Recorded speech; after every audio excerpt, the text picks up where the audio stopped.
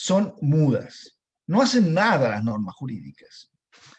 Jamás ustedes van a ver una norma jurídica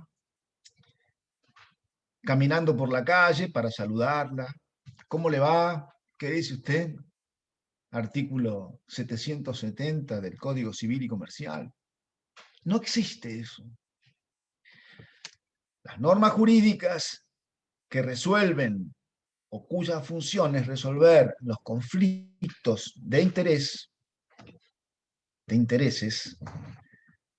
no hablan solas, hay que hacerlas hablar. ¿Quiénes las hacen hablar? La sociedad ha establecido quiénes las hacen hablar. Esas personas que las hacen hablar son los jueces y las juezas. ¿Qué poder tienen los jueces y las juezas? Un poder que se llama jurisdiccional. Jurisdicción. Decir el derecho. Iuris dictio. Los jueces ejercen la jurisdicción, dicen el derecho, hacen hablar a las normas jurídicas.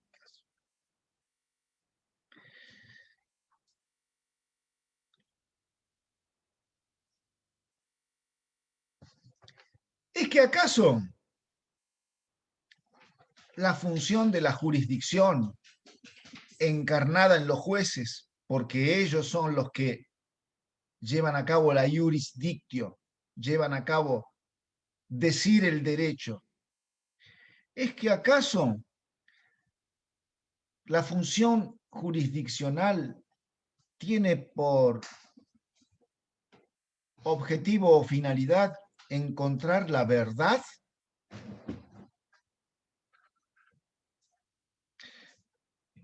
Vamos a suponer que en todo conflicto de intereses exista alguna clase de verdad. ¿Qué fue lo que pasó?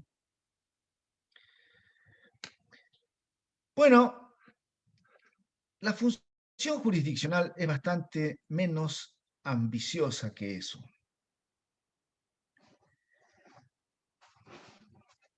Ya vamos a ver con más detalle qué es lo que se entiende por verdad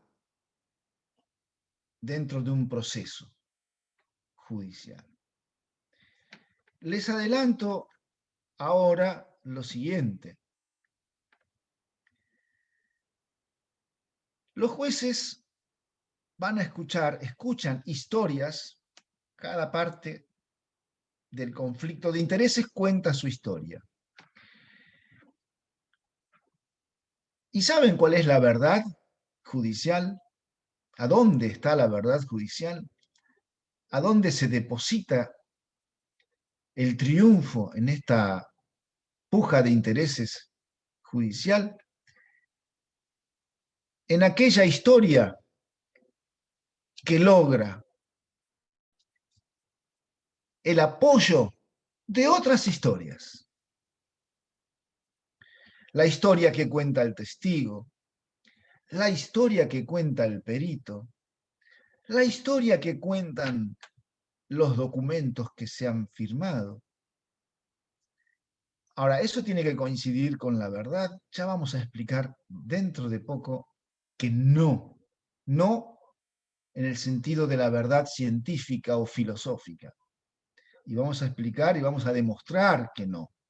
Pero sepan ahora que la función jurisdiccional es la de decir el derecho, las normas jurídicas para resolver conflictos de intereses.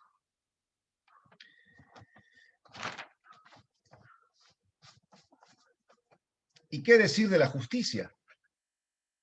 ¿Será acaso la función jurisdiccional tiene necesariamente que responder con justicia frente al conflicto de intereses?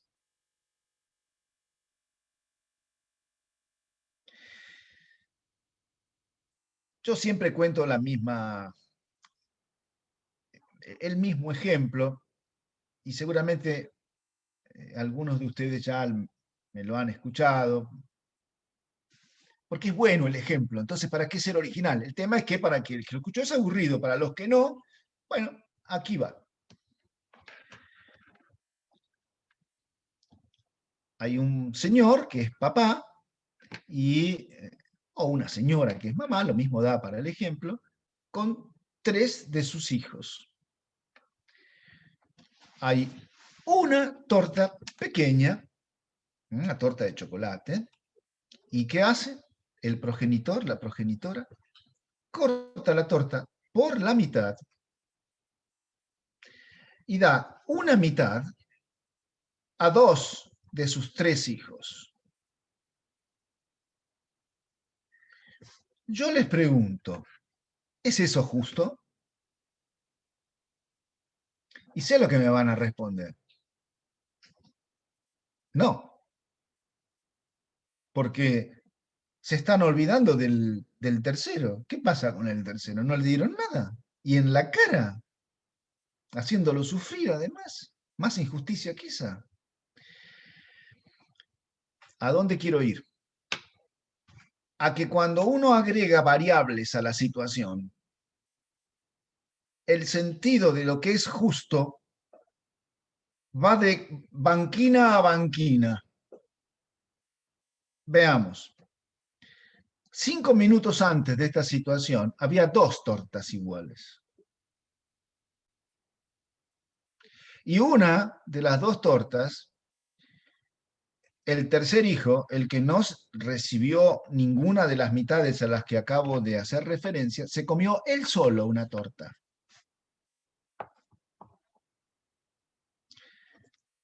¿Cómo lo ven ahora? ¿Lo ven igual de injusto que antes? ¿O lo siguen viendo injusto porque finalmente uno de los 3 se comió una torta entera y 2 de los 3 se comieron media torta? ¿Se dan cuenta como cuando uno va incorporando ingredientes, variables, cambia el sentido de justicia? Y esto nos pasa siempre. Solemos opinar sobre lo que es justo y lo que es injusto sin tener todos los ingredientes dentro. Y si le dijera que los 3 nenes son diabéticos y ninguno podía comer torta, ¿qué me dirían? Que había una nueva sensación de injusticia, hasta de perversidad por parte de estos progenitores. Y así podríamos seguir agregando variables y podríamos llegar a la conclusión de que la justicia es una linda aspiración, es una utopía, es como el horizonte, decía Eduardo Galeano, ¿no? ¿Para qué sirve el horizonte? Y sirve para caminar, para seguir caminando, porque alcanzarlo, lo que se dice alcanzarlo, igual que la justicia, difícil. De cualquier manera, no es tan desesperanzador el mensaje que quiero transmitirles, porque las normas jurídicas, que son aquellas que aplican los jueces modestamente, sin pretensiones de verdad científica o filosófica, sin pretensiones de justicia finalmente. Las normas jurídicas creadas por el legislador, el Congreso de la Nación, la legislatura de la provincia de Buenos Aires, de la provincia de La Pampa, las normas jurídicas ya encierran cierto, deben encerrar por principio cierto sentido de justicia.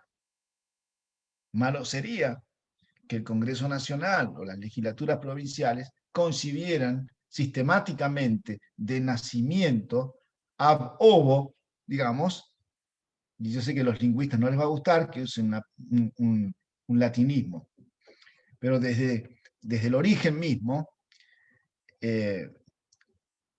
normas injustas. Algún sentido de justicia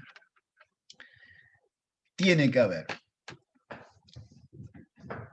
Déjenme que les presente a continuación, compartiendo otra pantalla,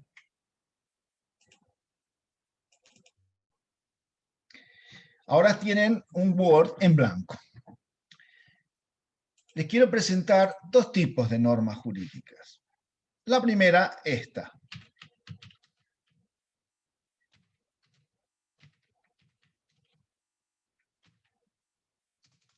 La segunda, esta.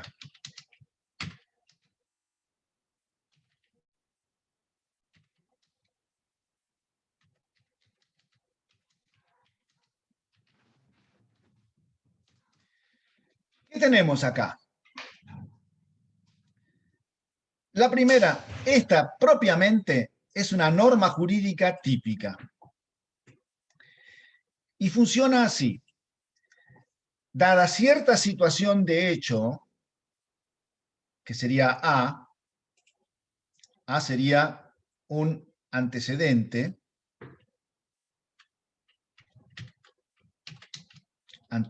de hecho, dado ese antecedente de hecho, debe ser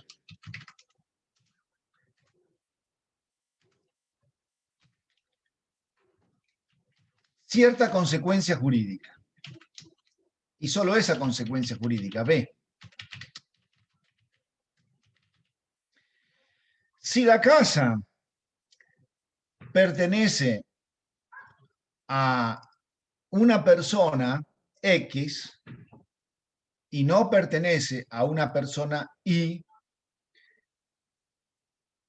entonces, en juicio, las dos personas, aplicando la norma jurídica que dice que, dada la situación de propiedad de la casa, entonces le corresponde ser entregada a su dueño, dada esa norma jurídica, la casa, en el conflicto de intereses entre el que es dueño y el que no es dueño, recibirá, en función de esta norma, recibirá la respuesta precisa. Lo que tienen las normas jurídicas es esto, la precisión. Dada cierta situación, esa situación, lo que corresponde es esta consecuencia jurídica, esa consecuencia jurídica, y no otra. Dado A, entonces B. Esa es una norma jurídica típica del ordenamiento jurídico.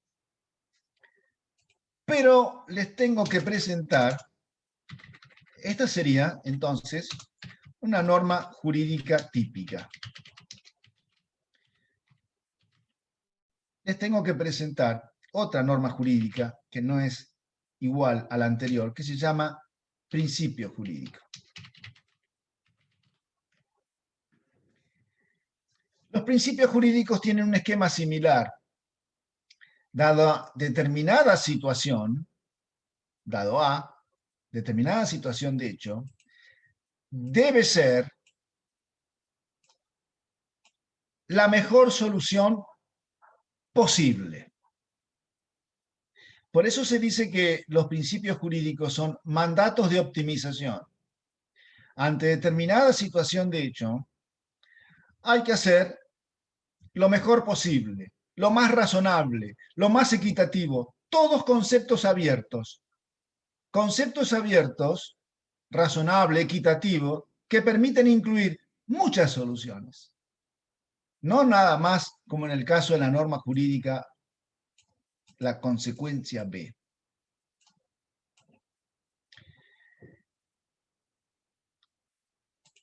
¿Por qué les compartí eso? Porque ahora vamos a dar paso a la última explicación de este primer segmento. Después los voy a invitar a hacer una pequeña pausa. Porque no crean ni por un segundo que la función de aplicar, la función jurisdiccional, consistente en aplicar normas jurídicas y principios jurídicos, que finalmente son normas jurídicas, pero con consecuencias jurídicas amplias, mandatos de optimización, no tienen precisión, tienen amplitud. Les decía, la función jurisdiccional que aplica normas y principios jurídicos es muy compleja.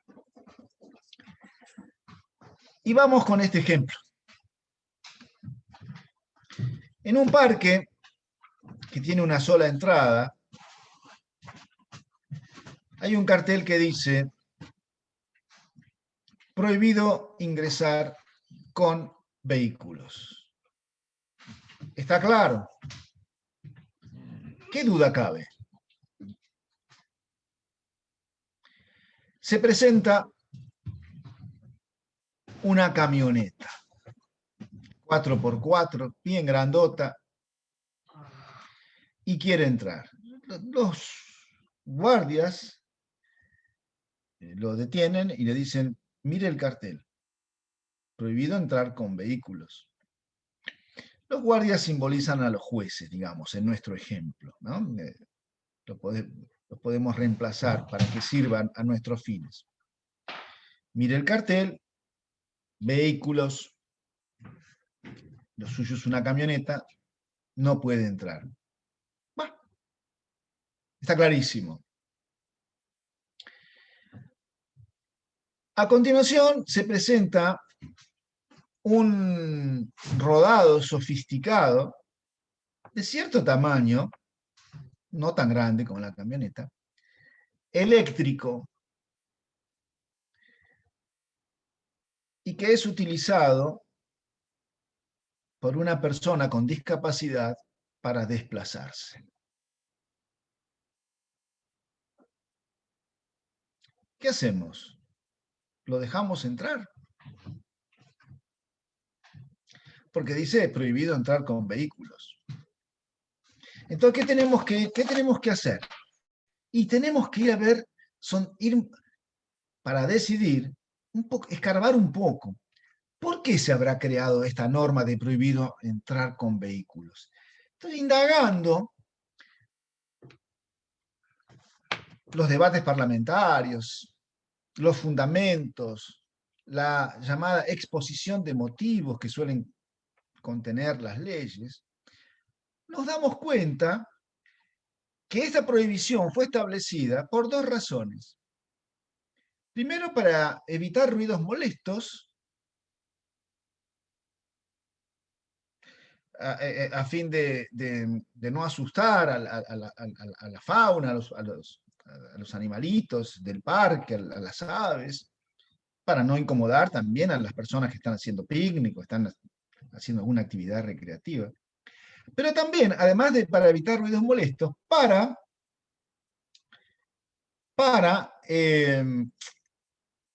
prevenir todo tipo de daño físico, porque los vehículos también, circulando, pueden embestir a alguien y dañarlo. Entonces, este rodado eléctrico que está usando la persona con discapacidad, ¿hace ruido? No, no hace ruido. ¿Es peligrosa en el sentido de que puede llegar a embestir a alguna persona? Bueno, no, tampoco, porque se desplaza muy lentamente.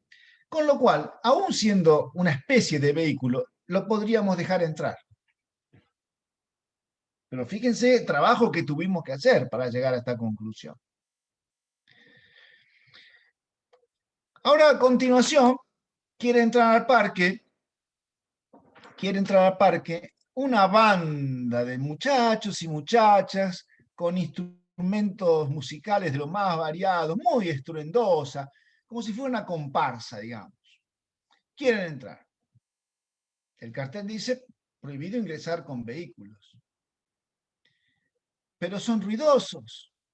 ¿No dijimos recién que una de las razones para no permitir entrar vehículos era evitar ruidos molestos? Ruidosos son. Vehiculizan el ruido. No serán tan peligrosos para las personas que estén haciendo picnic o alguna actividad recreativa. Por lo tanto, es más dudoso, pero está más cerca de vehículo no es, en definitiva, aunque hace ruido, no es vehículo, dejémoslos entrar. Pero fíjense que tuvimos que pensar y que ninguno viniera en bicicleta, porque si se iba en bicicleta algún músico, ya la situación, perdón, es un vehículo, usted puede chocar a alguien, máxime si está distraído tocando la flauta o el clarinete, y hace ruido, no entra. Y último ejemplo. Imaginen ustedes que quieren ingresar una ambulancia. Pero una ambulancia en un estado pésimo de conservación. Pero ambulancia. Ruidosa, contaminante, agréguenle, y recontra automotor. Tiene todos los números en el sentido de que no hay forma que no encaje en vehículo. Pero la ambulancia está queriendo entrar porque una persona que estaba en el parque realizando una actividad recreativa tuvo una descompensación y entonces el ingreso de la ambulancia es imperioso para preservar la salud o incluso la vida de esa persona. ¿Qué hacemos? ¿Lo dejamos entrar? ¿Dejamos entrar la ambulancia pese al cartel? Y sí, porque la vida, la salud son valores, principios que están por encima de aquellos valores o principios que se quisieron tutelar con la prohibición, o al menos están más gravemente comprometidos la salud o la vida de una persona aquí, puntualmente, aquí y ahora, que la salud, que la integridad física de algún peatón eventualmente en vestido, que es algo más bien eventual y no concreto. Estas son las tareas que tienen que enfrentar los jueces. Y estas son las tareas para las cuales los peritos aportan sus conocimientos expertos para el esclarecimiento de circunstancias que sin esos conocimientos el juez no podría. El juez no sabría cómo resolver sobre determinadas situaciones de hecho sin el conocimiento científico, técnico, experto de una persona que la asesore. Fíjense la relevancia de la actividad pericial. Porque, ya les digo, y con esto cerramos este primer bloque, nunca el dictamen pericial es vinculante para el juez. Pero, cuanto más sofisticado el conocimiento técnico científico del perito, va a ser muy y mucho más difícil para el juez apartarse de este dictamen pericial, que aunque no es jurídicamente vinculante, ¿cómo podría argumentar el juez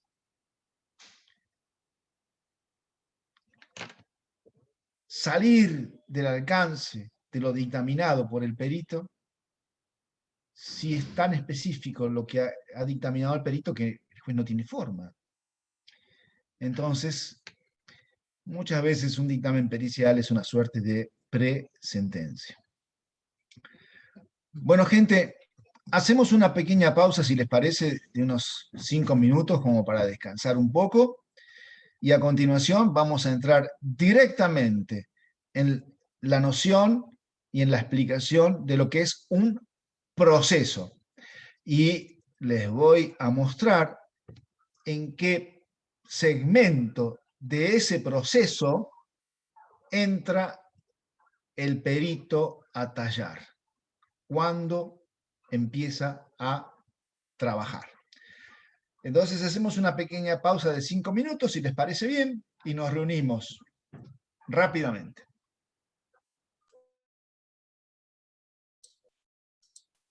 Perfecto, gracias. Ahí hay alguien que me está escribiendo. Hola.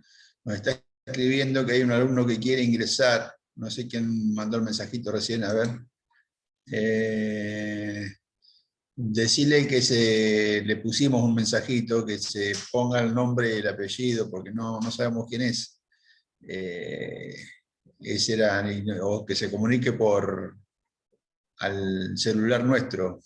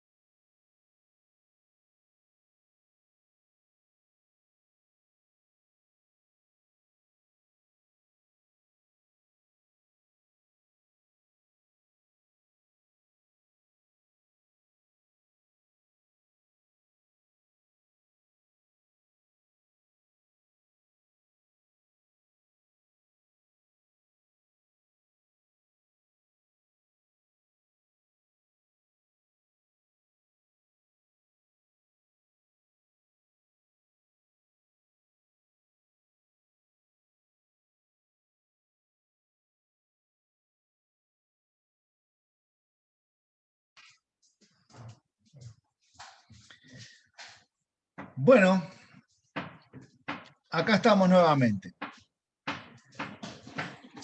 ¿Y qué es lo que sigue? Lo que les había prometido. Les voy a presentar al proceso judicial, a lo que se conoce técnicamente para los aficionados al derecho procesal incorrectamente, se lo conoce como juicio. No viene al caso, pero afinando la puntería, proceso y juicio no es lo mismo. Pero a los fines del curso no vale la pena distinguir, entrar en esas honduras, digamos. Igual vamos a hablar de proceso. Y les decía que les voy a presentar el proceso. Y ya les digo, ¿qué es el proceso? ¿Recuerdan la jurisdicción? Jurisdictio, decir el derecho. Los jueces son los encargados, los jueces, las juezas, son los encargados de decir el derecho. Ahora, ¿son los encargados de decir el derecho en cualquier momento? ¿Va una persona involucrada en un conflicto de intereses, le cuenta el conflicto de intereses, se lo encuentra en la calle caminando al juez, le cuenta el conflicto de intereses y entonces el juez conmovido por la historia, la novela que acaba de escuchar, allí nomás hace hablar a las normas jurídicas, ejerce la jurisdicción y resuelve el conflicto de intereses. No funciona así, ¿verdad? No debería funcionar así. Bueno, antes, en forma previa a decir el derecho, a hacer hablar a las normas jurídicas, antes está el proceso. Antes de que los jueces puedan resolver el conflicto de intereses aplicando las normas jurídicas, está el proceso. Al punto tal, y esto entre nosotros, de manera casi confidente, algunos especialistas creen que la sentencia, que es ese acto que contiene la decisión respecto del conflicto de intereses, hay algunos especialistas que creen que la sentencia no forma parte del proceso, dado que el proceso está antes. Entonces dicen, la sentencia está afuera, no forma parte del proceso. Repito, la sentencia es ese acto a través del cual el juez, la jueza, aplica las normas jurídicas para resolver un conflicto de intereses. Vamos a compartir nuevamente una pantalla.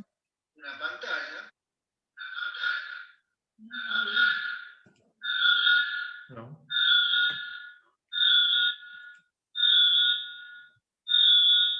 No sé, pero estoy... Y es esta. Como ven, hay una cadena. ¿Y saben por qué hay una cadena? Porque es la tal vez mejor manera de simbolizar cómo se construye un proceso judicial, si usted quiere. Se construye eslabonando actos procesales. Desde la demanda, que suele ser el primer acto procesal, hasta la sentencia, se van produciendo múltiples actos procesales, pero siempre de manera concatenada, siempre de manera eslabonada. Si un eslabón es irregular, eso puede llevar a la nulidad de ese eslabón y de todos los otros eslabones que siguen a continuación. Fíjense qué delicado que es producir cada uno de los actos procesales. En esta gráfica, ustedes ven, en este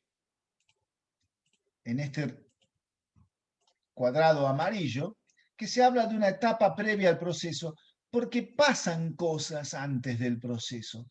Hay vida, entre comillas, antes del proceso. Por ejemplo, en los últimos años se ha impuesto una mediación prejudicial obligatoria. Solo, por ejemplo, porque pueden pasar más cosas.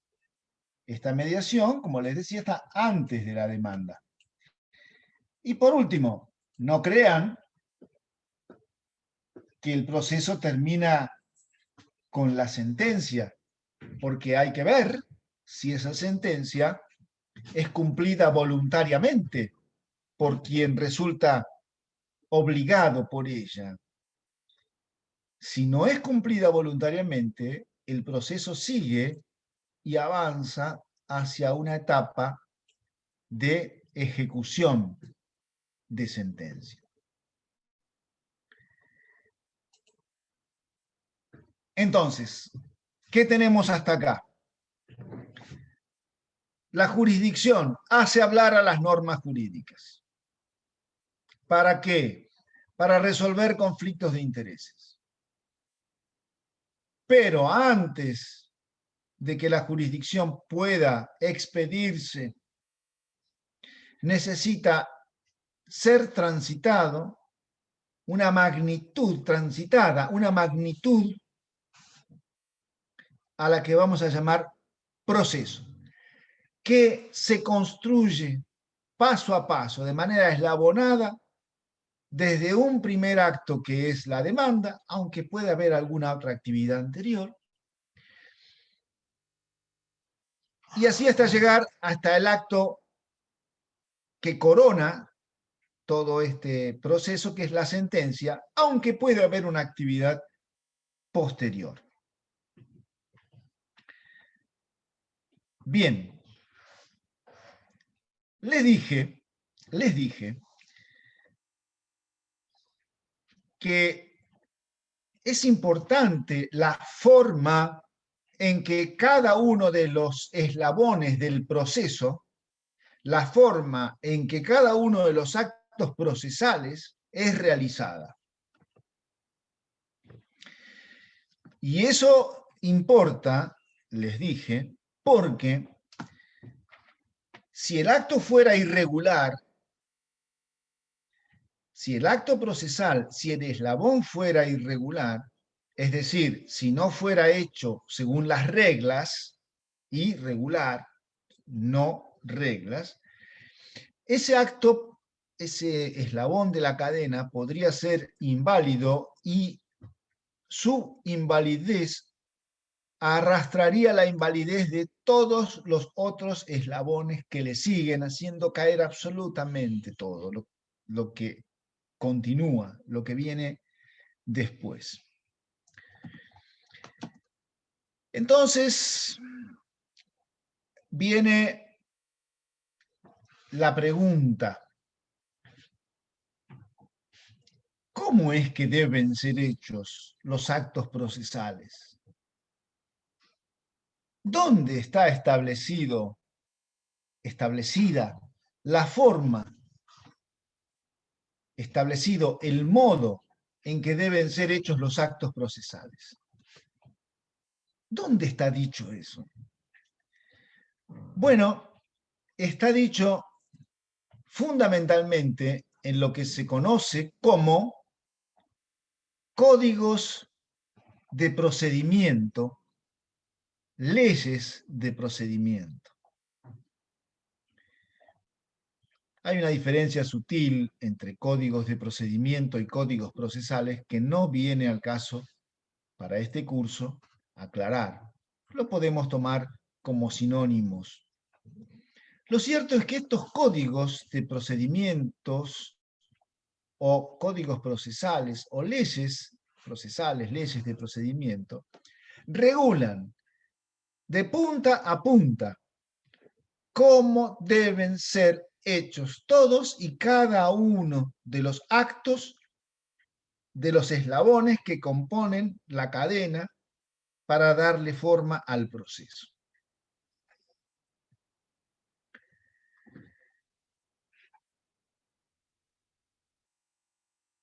Ya vamos a ver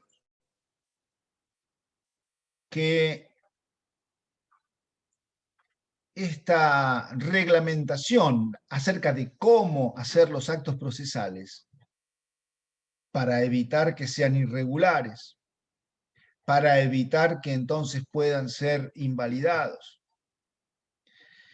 Ya vamos a ver que estas reglamentaciones no son tan sacramentales. No son tan sacramentales. Una cosa más. En la provincia de Buenos Aires, la Suprema Corte de Justicia, en la tercera clase van a ver cómo está organizado el Poder Judicial, cuáles son los órganos del Poder Judicial de la provincia de Buenos Aires. Pero les decía, la Suprema Corte de la provincia de Buenos Aires, que es el órgano supremo dentro de la provincia de Buenos Aires, está habilitada por ley para crear normas o reglas de procedimiento que se suman, complementan a las normas o reglas de procedimiento que están contenidas en los códigos y leyes procesales. Me explico mejor. Los códigos y leyes procesales en la provincia de Buenos Aires son creados por la legislatura provincial, son leyes. Estas leyes han facultado a la Suprema Corte a emitir reglamentaciones procesales de tipo complementario, que no son leyes, pero están habilitadas estas reglamentaciones de la Suprema Corte por las leyes. De hecho, el curso que estamos haciendo ha sido creado por una acordada de la Suprema Corte de Justicia de la provincia de Buenos Aires, que es la acordada 2728, para decirlo fácil, 2728. Bien, sabemos que son las normas contenidas en los códigos procesales, en las leyes procesales y en las acordadas de la Suprema Corte, las que regulan la manera, la forma de hacer los actos procesales. Ahora vamos a pasar a explicar algunos temas un poco más entretenidos, creo yo. A ver si es cierto.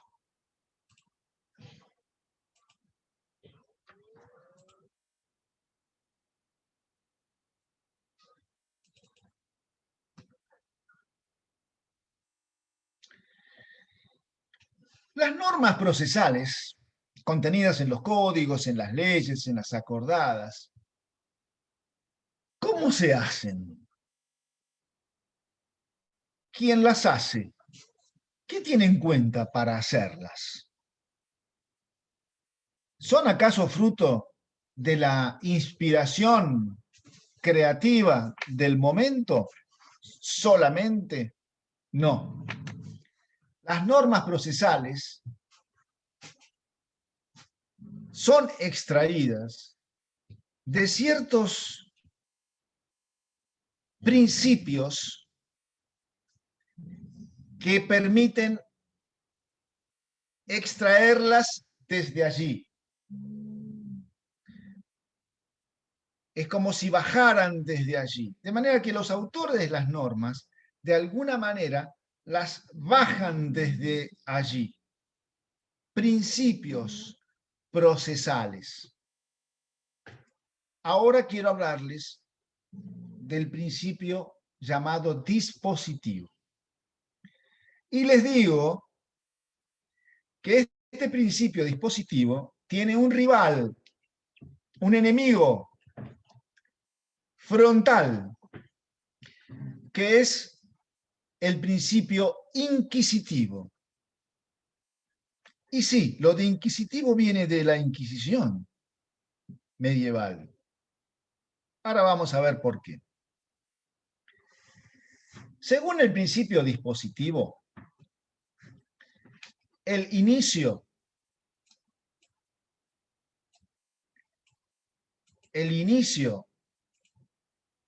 de un proceso,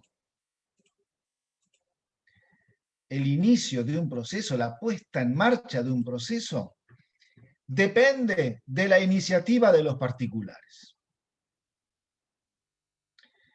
Si un juez, una jueza, vive al lado, es vecina de alguna persona, vamos a ponerlo bien dramático, una mujer abandonada por su pareja, por su marido, con 5 hijos, y está pasando una situación miserable desde el punto de vista económico. El marido se ha desentendido económicamente de su familia. Entonces, viéndolo así, ¿qué podríamos esperar de este juez o de esta jueza que viven justo al lado de la casa donde se está protagonizando este drama familiar? Pues caramba, que intervenga. ¿Qué está esperando? Que haga lo que tiene que hacer, que para eso es juez o jueza, que para eso le pagan. ¿Saben qué?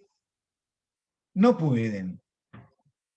Porque para poder intervenir, esta mujer de nuestro relato, novelesco, digamos, tiene que tomar la iniciativa e iniciar un proceso. En este caso sería para reclamar alimentos, por ejemplo, una cuota alimentaria.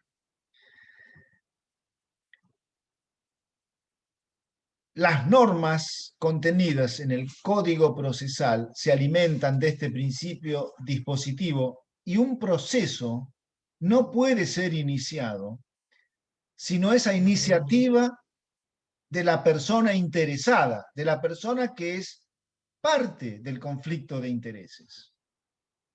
No puede el juez o la jueza, de oficio se dice, de propia iniciativa, promover un juicio.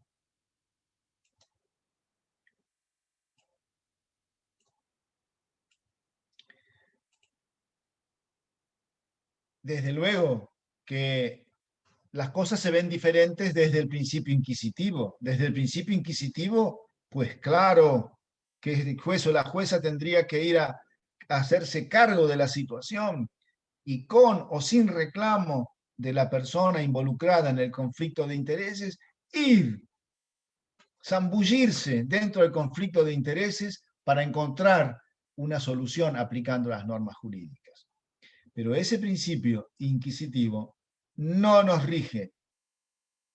Está bien, está mal, cada cual tendrá su opinión, pero lo cierto es que no rige entre nosotros, no rige ni para el Código Procesal de la provincia de Buenos Aires, ni para el Código Procesal de La Pampa. Puede haber algunas excepciones, siempre. Me había olvidado de decirles. Todo lo que vayan a escuchar de mí y de los docentes del Ateneo, y ustedes dirán, ¿cómo va a decir lo que va a decir? Pero se los voy a decir. Todo lo que escuchen es incorrecto. ¿Por qué?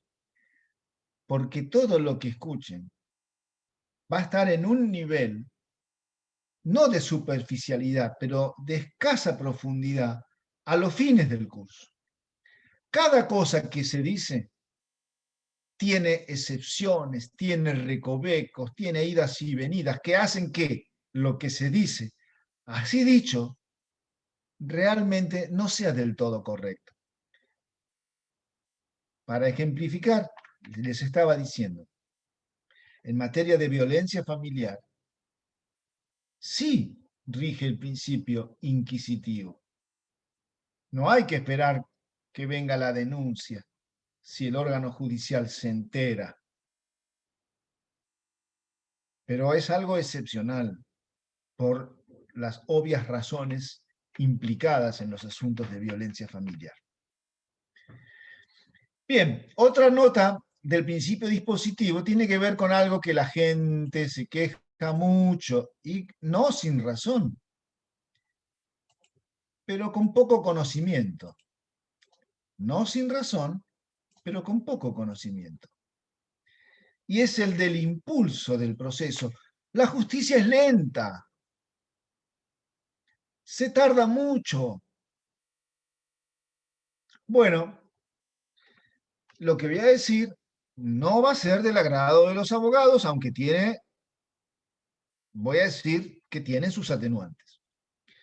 Hay estudios estadísticos hechos, yo hice uno hace muchos años, que coincidió exactamente con otro en sus resultados, con otro hecho en La Plata al mismo tiempo, según el cual, de todo el tiempo que dura un proceso, solo entre el 10 y el 15% de la duración total del proceso es imputable a los jueces, a las juezas.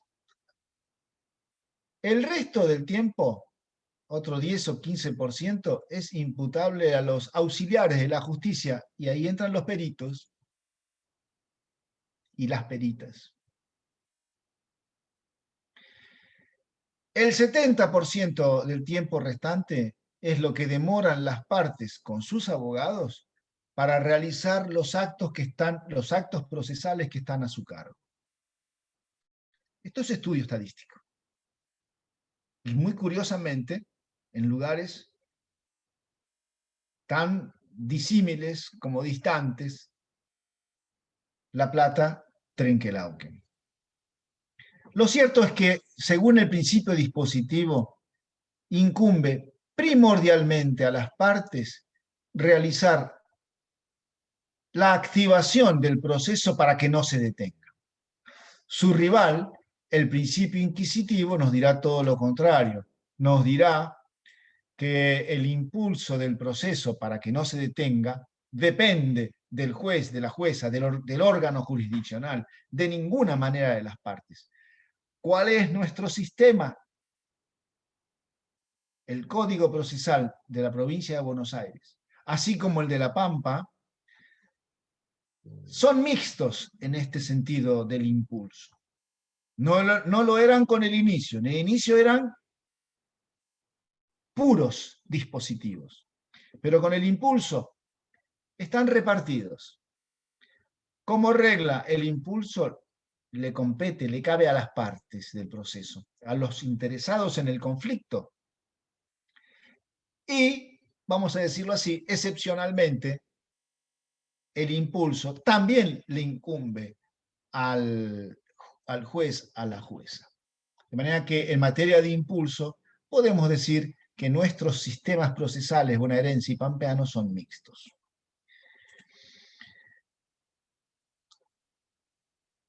Todo esto que estoy diciendo, sé que para quienes no son abogados suena un poco inconexo. ¿A qué viene? Va a tener sentido de a poco a medida que vayamos incorporando otros contenidos específicos, particularmente dentro de la actividad pericial.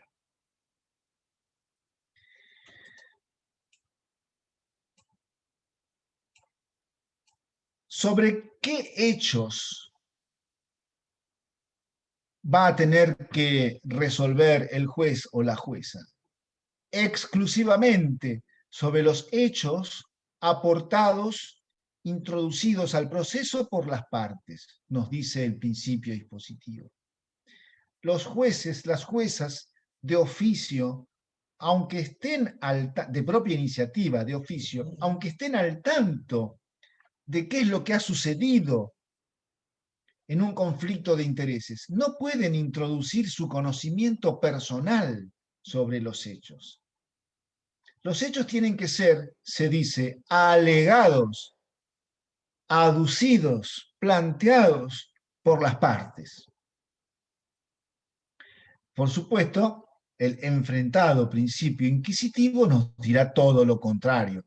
Son los jueces y las juezas los que tienen que ir a la búsqueda, a la casa de los hechos, a encontrar allí en el mundo de los sucesos cuáles son los hechos que tienen que ver con el conflicto de intereses. Y por fin, y esto ya toca muy de cerca a la tarea pericial, según el principio dispositivo,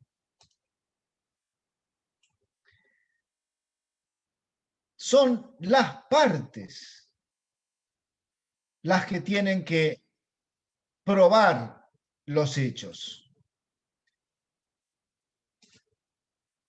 Son las partes las que tienen que probar los hechos, no el juez o la jueza. Las partes son las que tienen que ofrecer la declaración del testigo, tienen que ofrecer el trabajo pericial, tienen que ofrecer y acompañar, adjuntar los documentos que avalen, ¿qué cosa? Que avalen sus hechos. Cada parte, se dice, va a tener la carga de probar los hechos que cada una haya aducido como fundamento de su postura. Lo digo de vuelta. Cada parte expone su postura, expone los hechos en aval de su postura. Y de acuerdo al principio dispositivo, cada parte debe arrimar al proceso la prueba para sostener esos hechos. De manera que ya van palpitando cómo es que el perito va a entrar al proceso. Seguramente, según el principio dispositivo, el perito va a entrar al proceso porque ha sido propuesto, porque hay una iniciativa de una de las partes involucradas en el conflicto de intereses. No obstante, según el enfrentado principio inquisitivo, debería ser el juez, la jueza, la que ordena la prueba, es la dueña absoluta de la prueba. ¿Qué prueba se hace? ¿Qué prueba no se hace? Todo imperativamente en manos del juez o la jueza.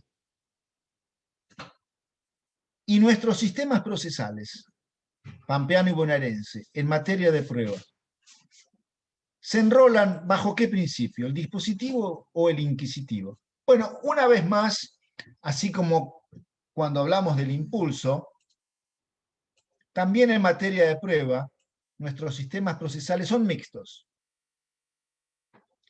Básicamente dispositivos, porque colocan en cabeza de las partes la necesidad de incorporar las pruebas para sostener sus hechos, pero excepcionalmente los códigos procesales de La Pampa y de la provincia de Buenos Aires permiten a los jueces y a las juezas de oficio, de propia iniciativa, introducir, disponer, mejor dicho, la producción de pruebas.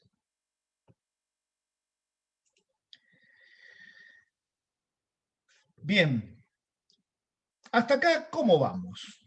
¿Alguna pregunta en particular? ¿Les ha causado?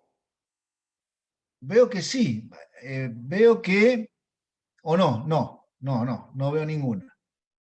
No veo ninguna, fue un error mío, Mala mía, me pareció que había una manito levantada, pero no, no está. Bueno, he sido muy claro, creo, porque hasta acá vamos bien. No nos falta mucho para terminar la clase de hoy, así que les prometo que vamos a terminar antes de las 9 de la noche, seguro.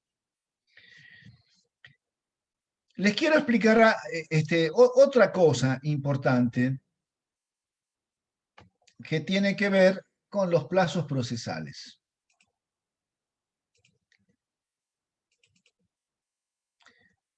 A ver.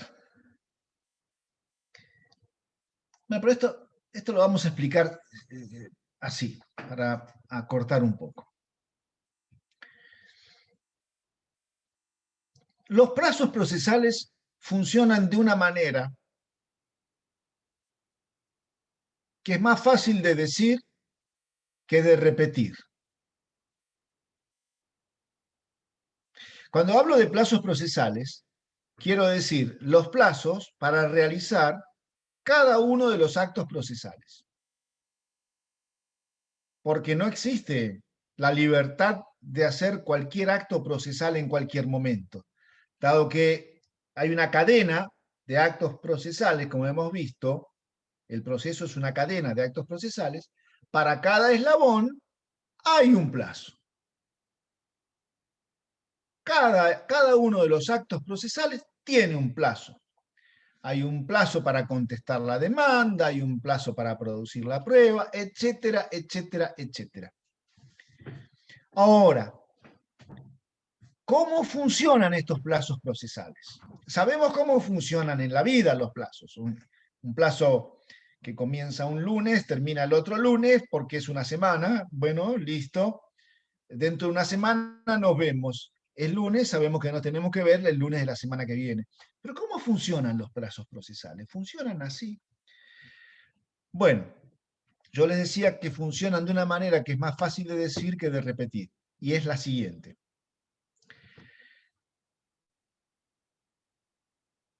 Dentro del plazo procesal en el que hay que hacer determinada actividad procesal, si no es hecha esa actividad dentro de ese plazo, no puede ser hecha jamás. Repito, los plazos procesales tienen la siguiente característica muy peligrosa. Si hay algo que debe ser hecho o puede ser hecho dentro de un plazo y no se hace, no puede ser hecho jamás. A esta característica se la denomina preclusión. Preclusión. A ver.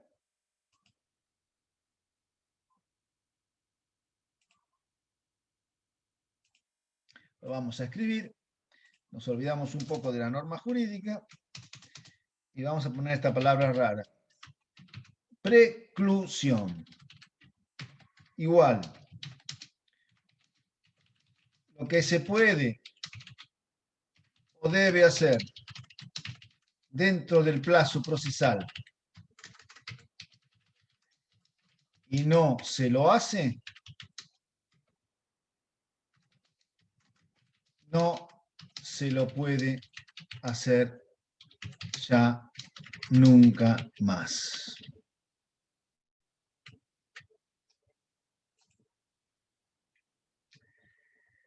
Es así de grave esto. Volvamos al tema de la verdad y al tema de la justicia. ¿Se acuerdan que yo les decía que el proceso, que la jurisdicción no está llamada a resolver tanto con justicia o con verdad, sino más modestamente aplicando las normas jurídicas?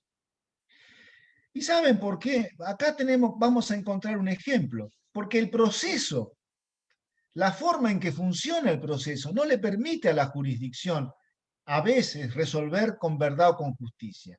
No le permite necesariamente resolver con verdad y con justicia. ¿Por qué?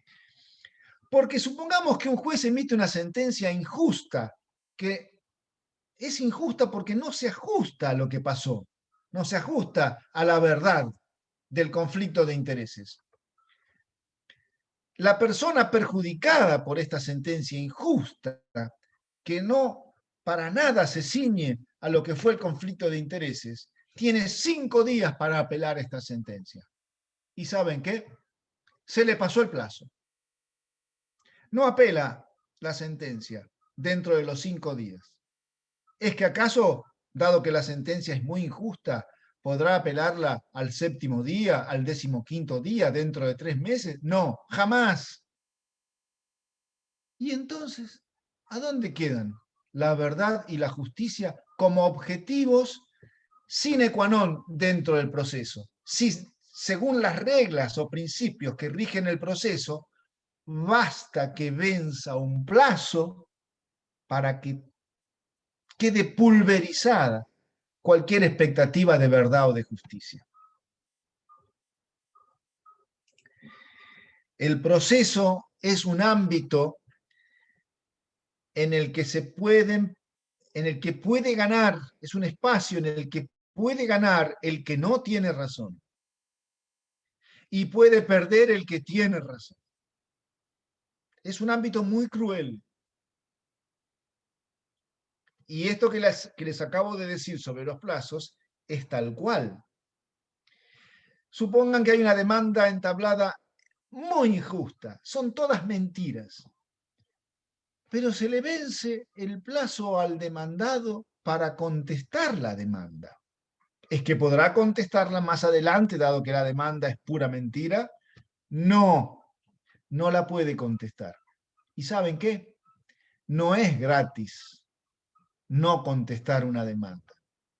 Acarrea consecuencias jurídicas desfavorables para el demandado silente. El juez va a poder tener por ciertos, y en el proceso de familia debe tener por ciertos, los hechos aducidos por el demandante en su, nosotros lo sabemos entre nosotros, digamos, en nuestro ejemplo, mentirosa demanda.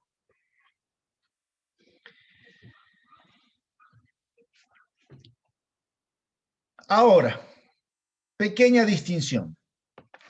Y esto es muy característico del proceso judicial y tiene que ver mucho con la función pericial y tiene que ver mucho con algún miedo que tienen los peritos y las peritas.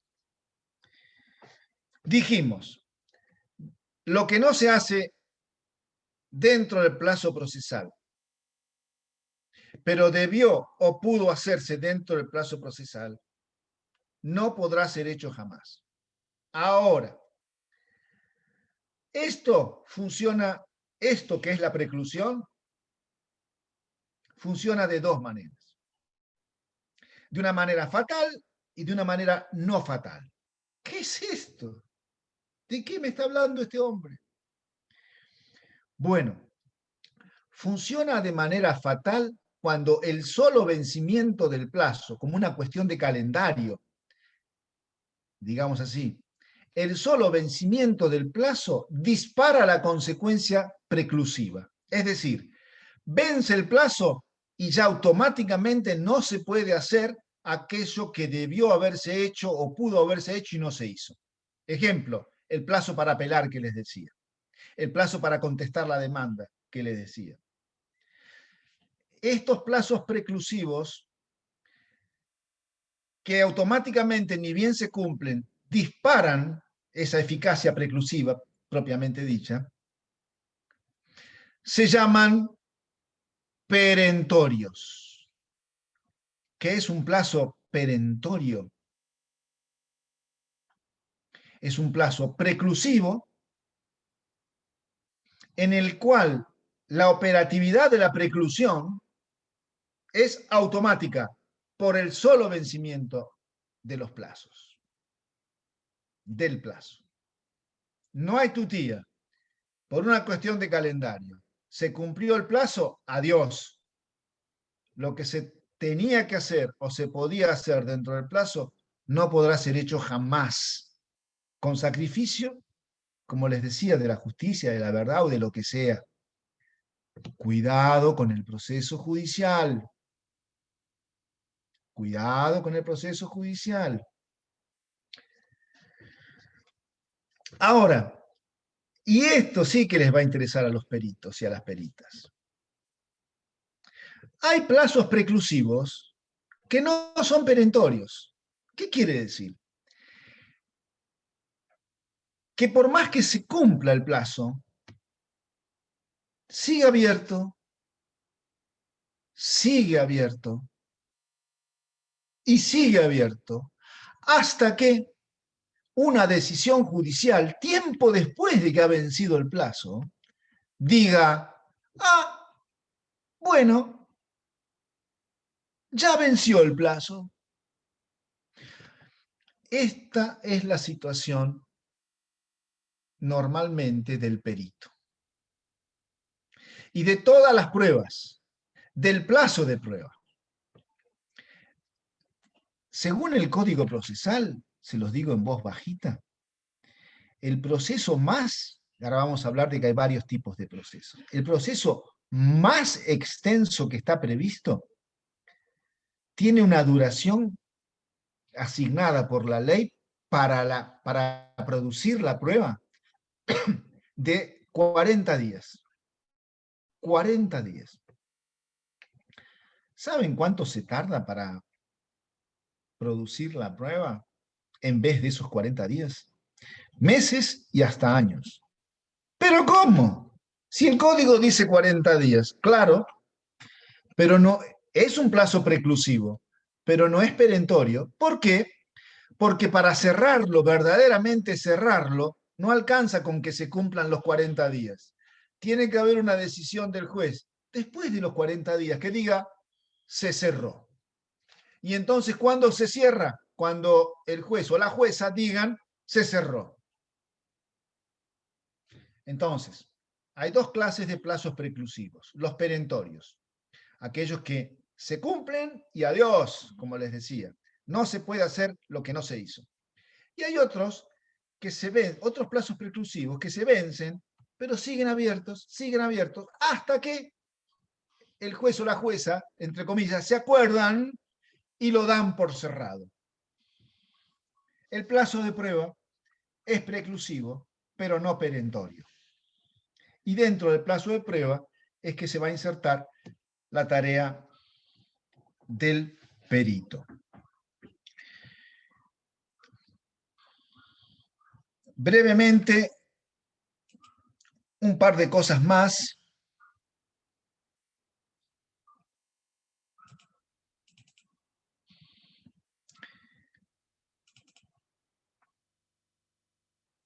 Porque les tengo que presentar el principio de flexibilidad o instrumentalidad de las formas. Como ustedes ven en la gráfica, dice dos códigos, cuando dice CPCC significa Código Procesal Civil y Comercial.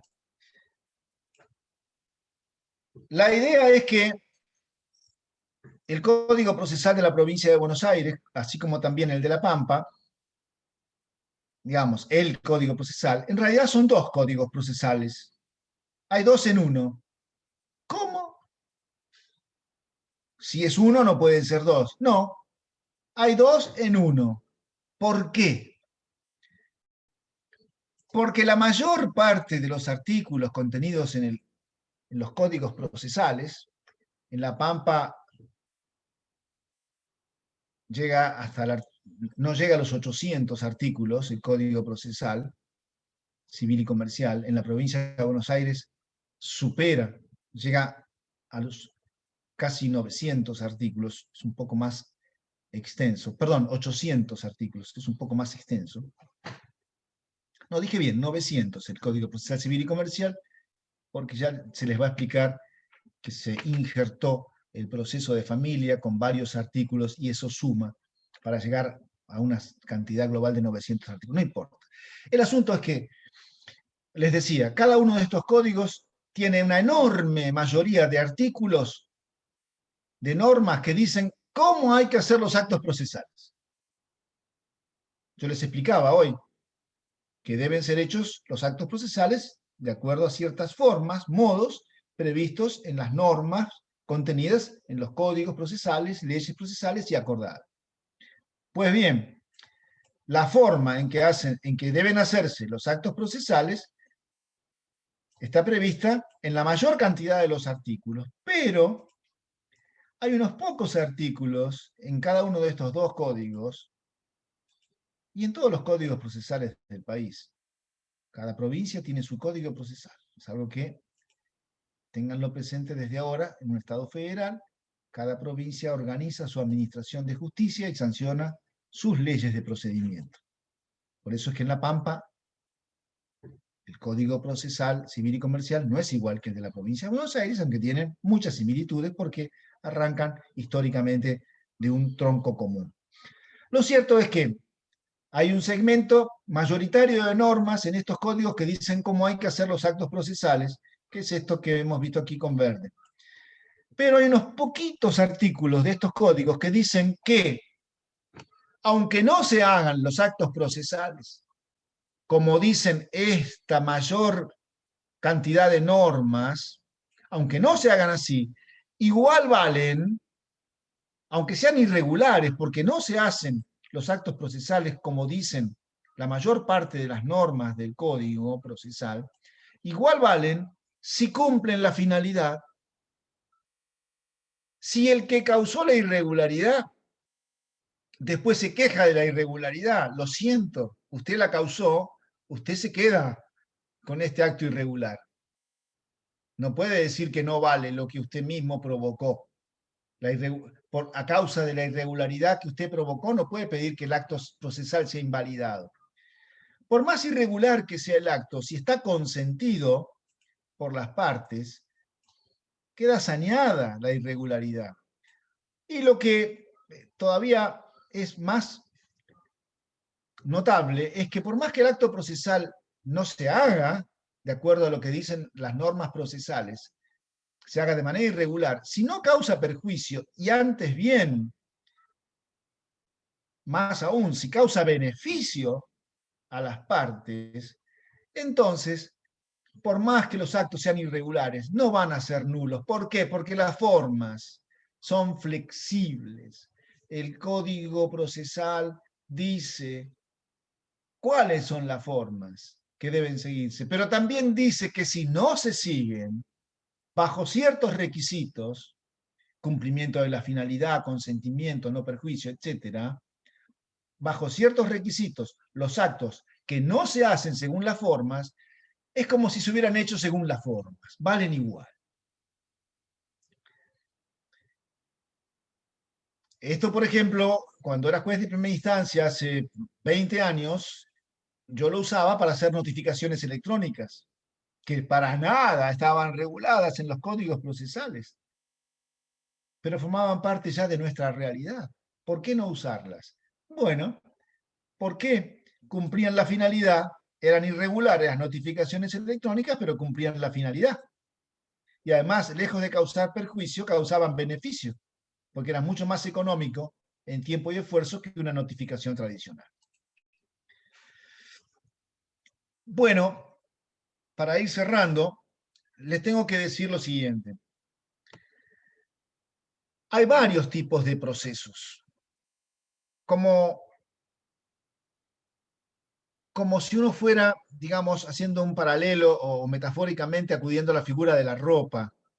No hay un solo uniforme a medida, un solo proceso para todos los conflictos de intereses. Existe lo que se conoce como, es difícil, o sea, terminología técnica, difícil de recordar, pero se dice así: tutela o protección jurisdiccional diferenciada. ¿Qué quiere decir esto? Que algunos conflictos de intereses reclaman ciertos procesos especiales, más expeditivos en teoría, porque hay ciertos derechos que no pueden esperar. Un juicio de alimentos tiene que ser algo lo más expeditivo posible. Un juicio de amparo, cuando se ponen en jaque derechos constitucionales a través de actos arbitrarios o manifiestamente ilegítimos. Bueno, eso no puede esperar, es intolerable. Entonces, los diferentes conflictos de intereses reclaman a veces tipos de procesos muy diferentes. No obstante, les voy a mostrar un tipo de proceso, digamos así, típico. Un tipo de proceso típico, en cuanto lo encuentre,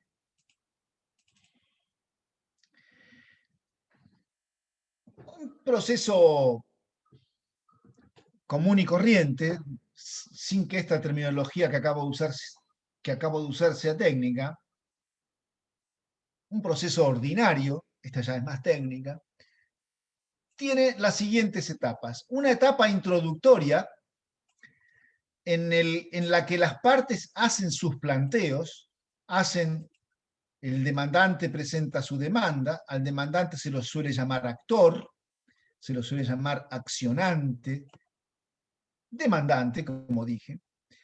Entonces, en esta etapa introductoria, el demandante, el que toma la iniciativa de iniciar el proceso con su demanda, en su demanda nos cuenta su historia y nos dice qué es lo que quiere, qué es lo que persigue con el proceso, qué es lo que quiere que le dé el juez o la jueza en la sentencia al final del proceso. Y en esa etapa introductoria, el otro integrante del conflicto de intereses, la otra persona integrante del conflicto de intereses, tiene la chance de contestar la demanda. La demanda tiene que estar, porque si no, no hay proceso. Recuerden principio dispositivo. La que podría no estar es la contestación de demanda. Recuerden que les dije que al demandado, a la demandada, se le puede vencer el plazo para contestar la demanda. Y entonces, chao, no hay contestación de demanda en ese proceso, con los efectos desfavorables para el demandado o la demandada que no ha contestado. Después de esta etapa introductoria, en la que las partes hacen sus planteos, introducen sus posturas, se abre la etapa probatoria. En esta etapa es cuando las partes tienen que confirmar, corroborar sus historias. Y en esa etapa con verde, la del medio, es allí y solo allí donde va a trabajar el perito. En esa etapa confirmatoria, de corroboración, de prueba, es donde el perito, la perito va a intervenir. Por fin llega el momento de la decisión sobre el conflicto de intereses, después de escuchadas las posturas de las partes, después de que las partes tuvieran ocasión adecuada de corroborar sus historias, llega el momento de que el juez o la jueza, a través de su sentencia, dirima el conflicto de intereses aplicando las normas jurídicas. En esta etapa decisoria también entran lo que se conoce como recursos, que son las posibles impugnaciones que pueden plantear las partes contra la sentencia del juez o la jueza, para que la sentencia del juez o la jueza sea revisada por otros órganos jurisdiccionales de jerarquía superior. Cámara de Apelaciones, Suprema Corte de Justicia, Corte Suprema de la Nación, eventualmente Corte Interamericana de Derechos Humanos. Ahora, hay procesos alocados, porque este que les mostré con 3 etapas bien delimitadas, introductoria o postulatoria, probatoria y decisoria, es el típico proceso, pero hay procesos alocados. Hay un proceso que se llama monitorio. Y este proceso monitorio es como se los voy a escribir a continuación.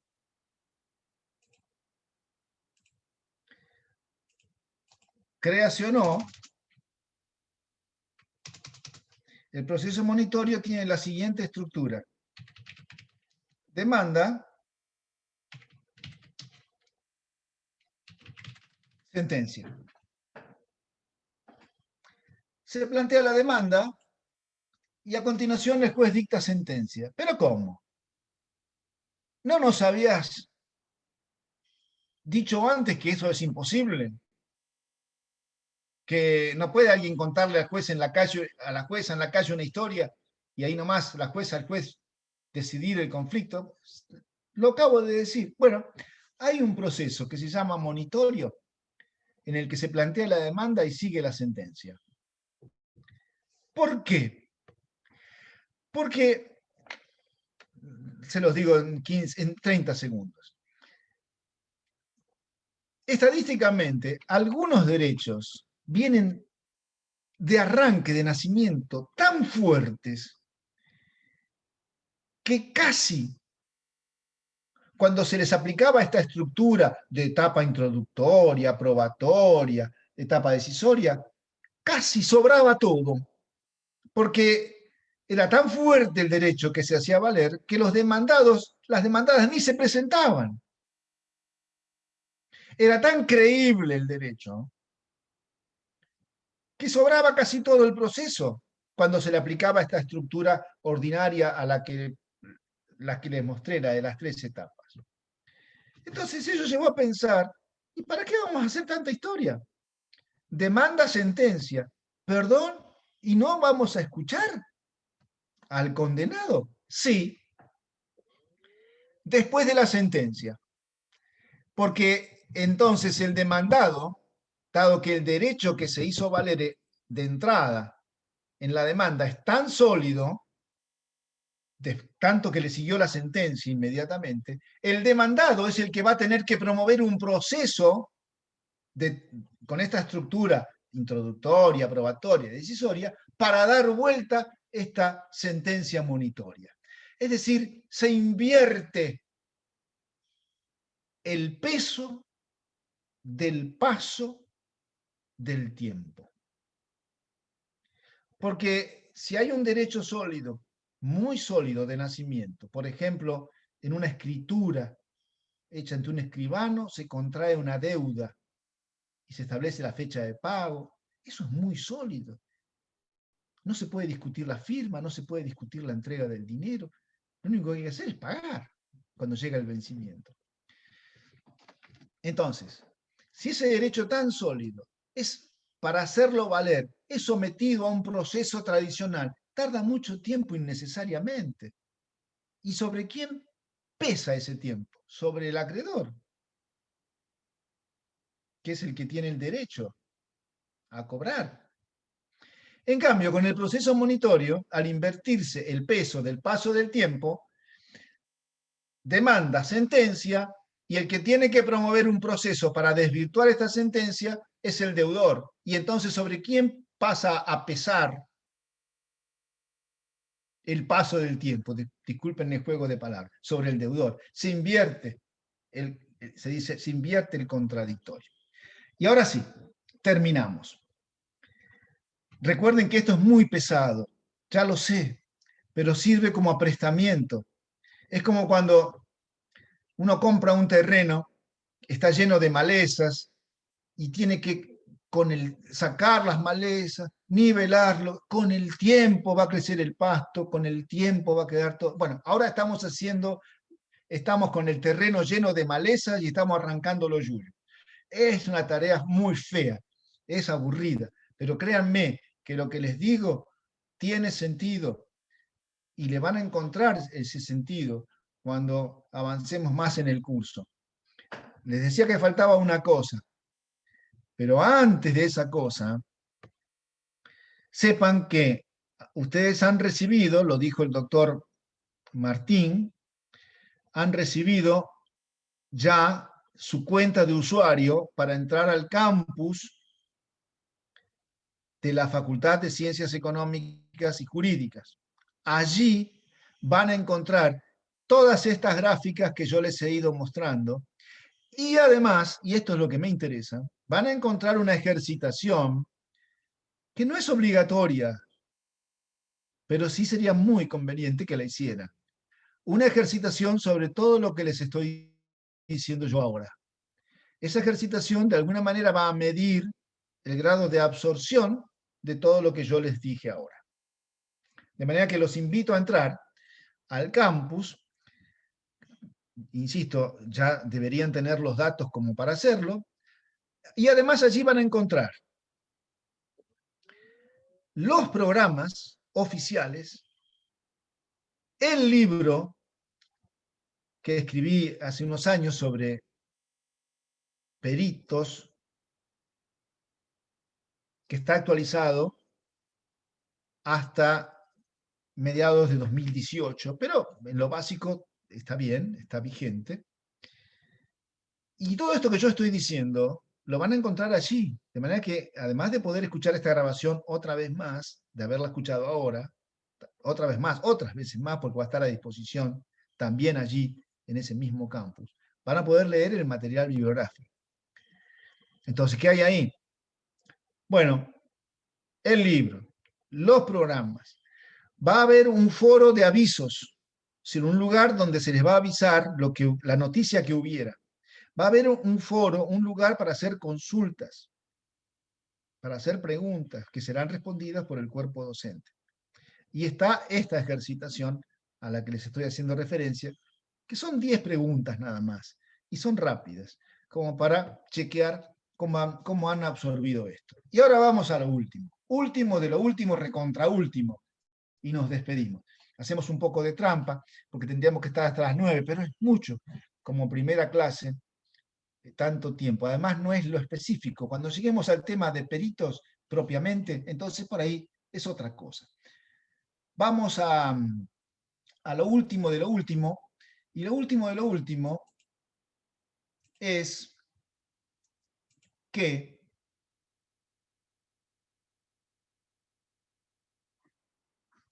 es esto. Las normas, les decía, no hablan solas. Los jueces son las que hacen, los jueces, las juezas, hacen hablar a las normas. Porque ejercen la jurisdicción, iuris dictio, decir el derecho. Les dije también que esta función de decir el derecho queda coronada cuando al final del proceso se emite la sentencia. Les dije entonces que la sentencia llega después de un previo proceso. Ahora bien, después de un previo cualquier proceso o después de un debido proceso.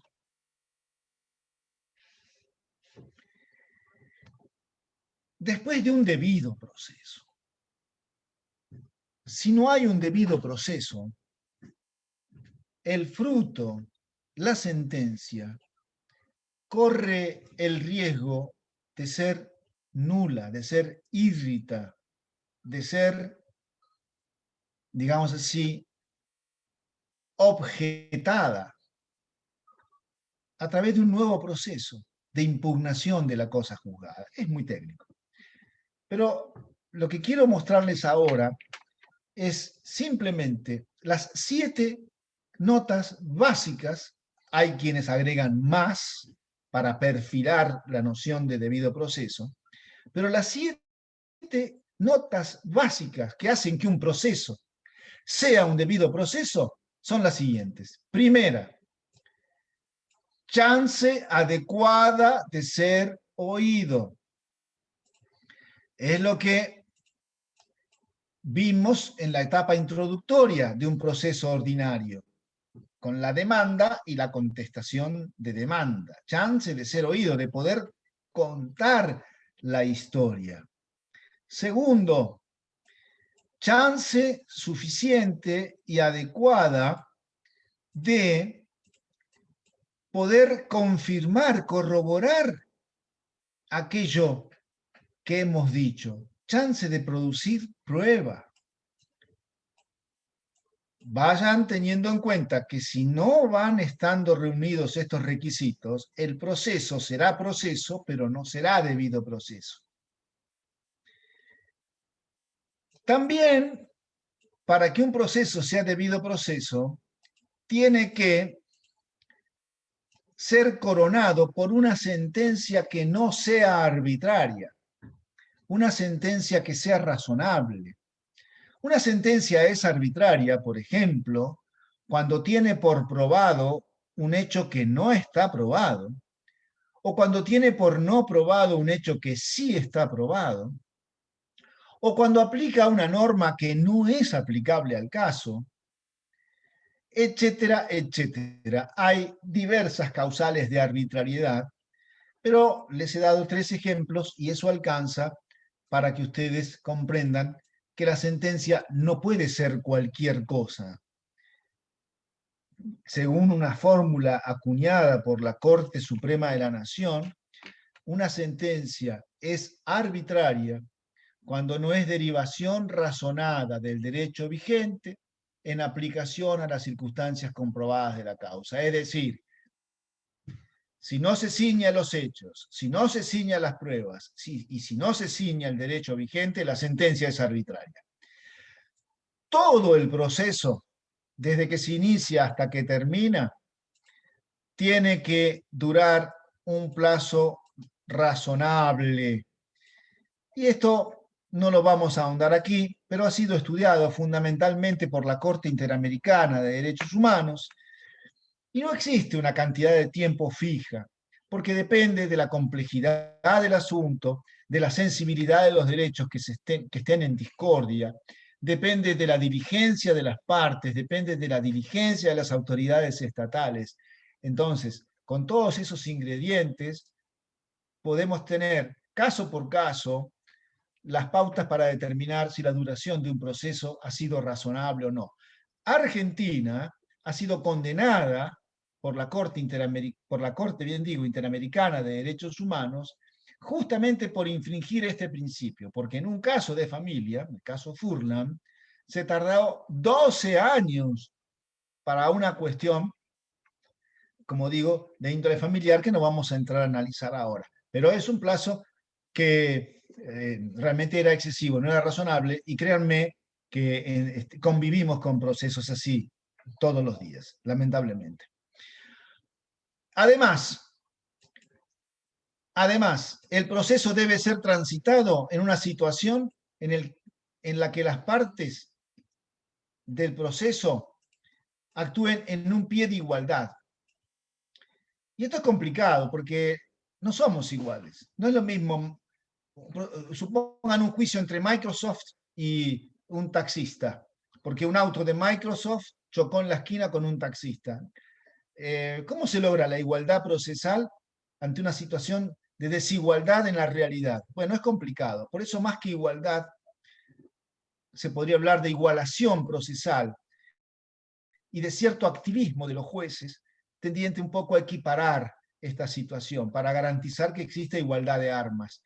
Es decir, estaríamos hablando de un avance del principio inquisitivo sobre el dispositivo en aquellos procesos donde existe una manifiesta desigualdad.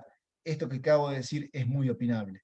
Algo no tan opinable es, por ejemplo, el beneficio de litigar sin gastos o beneficio de pobreza para que aquellas personas que no cuentan con recursos económicos para costear lo que verdaderamente cuesta llevar adelante un juicio, puedan hacerlo de todas maneras. Eso sí conduce a una igualación procesal, hacia la igualdad procesal. Por fin, para que haya debido proceso, el órgano judicial debe ser independiente de los demás poderes del Estado y de cualquier otro factor de poder, sea el que fuera, sindicatos, congregaciones religiosas, lo que sea. Independencia judicial. Si no hay independencia judicial, no hay debido proceso. Y por último, el juez, la jueza, tiene que ser imparciales, es decir, no tienen que tener ninguna situación de favoritismo a partir de amistad, parentesco o lo que fuera con las partes involucradas en el proceso. Todo esto tiene que estar reunido para hacer un debido proceso. Bueno, señoras y señores, esto ha intentado ser la nivelación del terreno. Ha sido muy Espero haber sido lo más ameno posible, pero no es fácil porque son conceptos que no se les ve el asidero, ¿no? No se les ve el gollete. Para los más jóvenes sepan que el gollete es la manija de las damajuanas, o sea, el asidero de donde se agarra algo. Esto no tiene gollete, así dicho. Muchas cosas caen en saco roto. El saco roto es el que tiene un agujero y una bolsa que tiene un agujero, uno le tira cosas y se caen. Bueno, tal vez muchas cosas que yo dije se les caen porque no tienen de dónde ser agarradas, pero no va a ser así, porque en las siguientes clases estas cosas les van a hacer sentido, con toda seguridad. Bueno, yo doy por terminada así la charla de hoy. No se olviden que seguimos el próximo lunes, si mal no recuerdo, a la misma hora, y allí vamos a avanzar con otros contenidos. Esto que hablamos hoy es la unidad 2 del programa oficial. Y ahora sí, listo. Toribio, gracias. Acá con Fernanda tenemos por el chat, nos mandaron una preguntita, Fernanda la va a retomar. Con todo gusto. Doctor, hoy antes de pasar al último bloque, había surgido una pregunta en el chat de Juan, por favor, si la querés volver a reiterar. Él preguntaba si podía volver un minuto a la definición de hechos que había dado oportunamente, o lo referido a hechos en particular, Bueno, en el bloque de principios procesales. Sí, es muy buena la pregunta, porque en realidad lo dije mal. Ya les dije, ya se los anticipé. Casi todas las cosas que van a escuchar están mal dichas. ¿Por qué? Porque están dichas de modo, no voy a decir superficial, pero tampoco con un grado de profundidad que permita hacerse cargo de todo. A ver si pongo un ejemplo para que se entienda, porque no quiero desmerecer ni lo que acabo de decir ni lo que van a decir los docentes que me van a continuar. Pero, ¿ustedes conocen algo más liso que un vidrio? Sin embargo, si ustedes miran a ese vidrio con un microscopio electrónico, van a encontrar que está lleno de cavernas. Es cavernoso el vidrio. Entonces, yo les estoy explicando en este momento un vidrio que se toca con la mano, con el tacto, no que se mira con el microscopio electrónico, porque esto, lo del microscopio electrónico, es para especialistas, para los que cultivan el derecho procesal como disciplina científica, pero no para un curso de peritos, no porque no lo merezcan, sino porque no es necesario. Sería abrumarlos con información minuciosa que, si ya la general puede caer en saco roto hoy, calculen la demasiado específica. Pero vamos al tema de los hechos. Si ustedes toman un proceso, vamos a suponer un proceso como todavía hay algunos, pero están en extinción, en soporte papel, que puede parecerse a un libro, y ustedes sacuden el expediente papel, como yo estoy sacudiendo el libro, no se van a caer hechos. No hay hechos adentro del proceso judicial. Lo que hay son afirmaciones acerca de hechos. Las partes afirman que tal cosa en tal lugar, en tal momento, sucedió. De manera que entre el hecho de la realidad y el juez o la jueza está la afirmación, están las afirmaciones realizadas por las partes. ¿Cómo sería?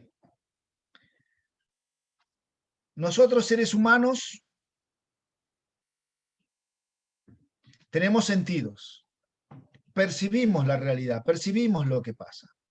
Por ejemplo, observamos. Después que observamos lo que pasa, lo que pasó, lo ponemos en palabras para comunicarlo a otro. Cuando ponemos en palabras lo que hemos percibido para contárselo a otro, hacemos una afirmación. Afirmamos que esto ha pasado. Ahora, si otras personas con nuestra misma capacidad de percepción o mayor, como es el caso de los peritos dentro de su incumbencia científica, enfrentados a la misma realidad, afirman lo mismo, entonces decimos que hay prueba. Lo digo de vuelta. Yo soy demandante, supongamos. Afirmo que tal cosa sucedió. Porque con mis sentidos pude percibir esa parte de la realidad que es el conflicto de intereses. Pongo en palabras lo que percibí, mi observación de los hechos, mi punto de vista. Lo pongo en palabras. Afirmo algo. Ahora, esa es mi afirmación. ¿Esa afirmación es verdadera o es falsa? Si mi afirmación es corroborada por las afirmaciones de otros, convencionalmente vamos a decir que mi afirmación es verdadera. Entonces, ¿qué sería la verdad? Un fenómeno lingüístico. Y yo sé que hay lingüistas que no sé si no me van a corregir. Pero lo cierto es que es verdadero aquello que yo digo, ¿no? Que yo afirmo y que es corroborado por las afirmaciones de otros. Si yo digo que esto es un elefante y entro en juicio con alguien que dice que es un papel, pero todos ustedes dicen que esto es un elefante, ¿quién va a ganar el juicio? ¿Cuál va a ser la afirmación verdadera? ¿Esto es un papel o esto es un elefante? Yo digo que es un elefante. Yo le estoy viendo las cuatro patas, las orejas, yo le veo todo eso. Y todos ustedes testigos, vamos a suponer que cuando les toca, cuando son convocados, declaran, sí, es un elefante, qué duda cabe. Ese es el proceso judicial. Lo que es verdadero no es más que afirmaciones, lo que es verdadero, la afirmación que decimos que es verdadera, es nada más que una afirmación que es acompañada por otras afirmaciones, de testigos, de peritos, incluso de la contraparte. Cuando la contraparte plantea una afirmación que coincide con la mía, entonces decimos que la contraparte confiesa. Entonces, en definitiva, en el proceso no hay hechos. Hay afirmaciones sobre hechos. Y esas afirmaciones son verdaderas si son acompañadas por las afirmaciones de otras personas, testigos, peritos. No sé si Juan con esto queda más o menos respondido. Sí, gracias, Toribio. Hay otra pregunta más. Ahí Fernanda la va a estar leyendo. Doctor, le cedemos la palabra a Laura Pérez de Estéfano, que quiere hacerle una consulta. Adelante, Laura. Que es peligrosa porque es lingüista. Yo ya se los advertí. Adelante, Laura. Gracias. Perdón, Toribio, pero no entiendo el criterio de verdad. Porque en realidad, si el criterio de verdad se ajusta a las afirmaciones sobre los hechos, entonces sería un criterio de lo verosímil, y no de la verdad en términos lógicos. ¿Está bien? ¿Lo estoy entendiendo bien o no? Es correcto. Por eso yo les decía, les hablaba de la verdad judicial. La verdad judicial no tiene nada que ver con la verdad científica o filosófica. Es lo que es, o mejor dicho, funciona. Yo no sé lo que es. Como la electricidad. No sé lo que es, pero sé que da luz. No sé lo que es la verdad, pero sí sé cómo funciona dentro del proceso. Y sé que si una de las partes afirma X y consigue que otras personas afirmen X, testigos, peritos, incluso la contraparte, si declara X, sé que dentro del proceso judicial se va a tener por verdadero, y en ese sentido, con ese alcance de tenerse por verdadero, X, tenerse por verdadero, no que sea verdadero. ¿A los fines de qué? De resolver el conflicto de intereses modestamente, sin pretensiones de verdades, en sentido más profundo, científico, filosófico. En ese sentido, Laura. Por eso Bárbaro, yo creo gracias. Se entendió, se entendió. que los seres humanos, al tener capacidades biológicas de percepción y al tener distinciones culturales en los que integramos un grupo social determinado, solemos percibir la realidad de manera uniforme, porque tenemos sentidos que funcionan más o menos igual biológicamente, y los que integramos un grupo social determinado, que con distinciones culturales parecidas, bueno, por esa biología y por esa cultura común, solemos percibir de manera semejante las cosas.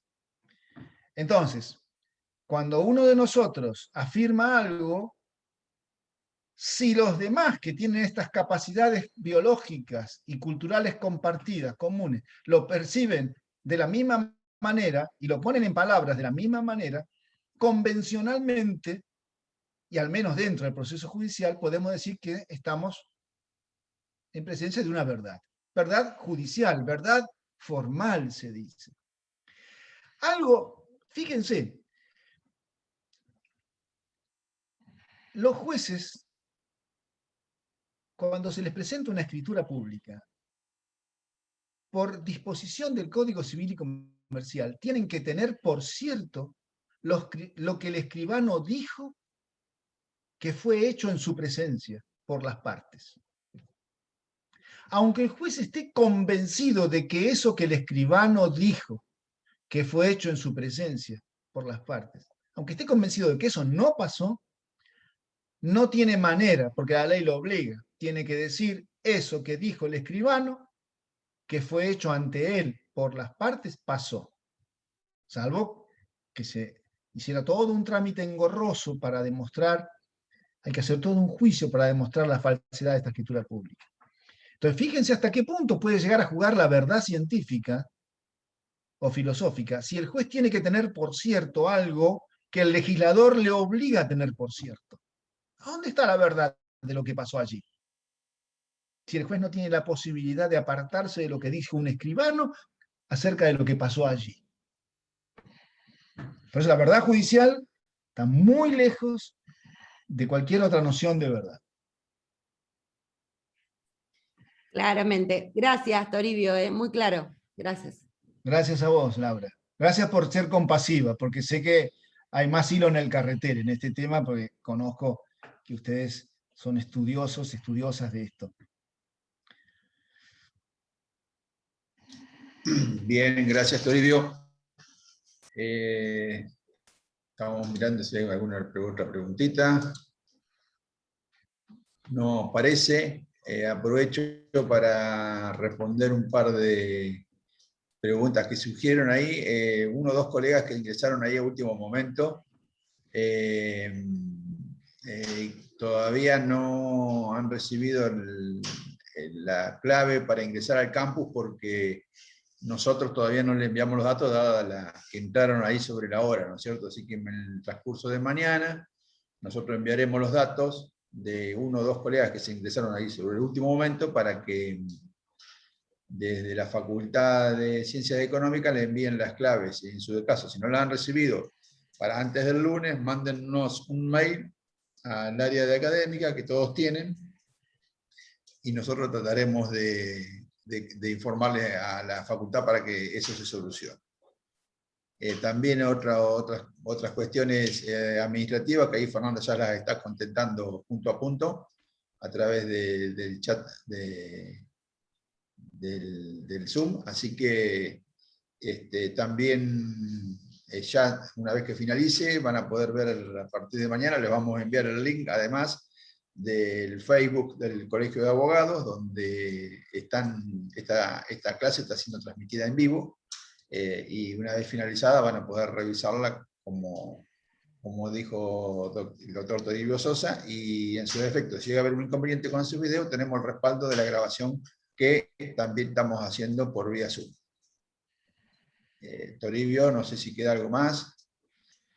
No, nada más agradecerles la paciencia, la tenacidad por permanecer un jueves, ya casi terminando la semana, a estas horas, desde las 6 de la tarde, ya es casi a esta altura del año, es noche, ya es tiempo de ir a cenar, de dormir, máxime en situación de distanciamiento social, aislamiento social, o no sé qué, en qué fase estamos, depende de cada lugar. Así que les agradezco mucho. Bueno, gracias Toribio, gracias a todos. Esto ha sido una clase como para entrar en calentamiento, como dijo el doctor Toribio Sosa. Creo que todos hicieron, por lo menos en el caso nuestro, acá con Fernanda, íbamos siguiéndolo, así que bueno, viene todo el panorama recordatorio y bueno, excelente, los felicito a todos. Vamos cerrando, Toribio, nos encontramos el próximo lunes en el horario que 10-15 minutos antes y bueno, buen fin de semana para todos y nos estamos viendo. Muchas gracias Toribio, gracias a todos los colegas locales de otras jurisdicciones, martilleros, contadores, profesionales de diversa índole que están participando. Un saludo para todos. Buen fin de que la pasen bien. Hasta el lunes próximo.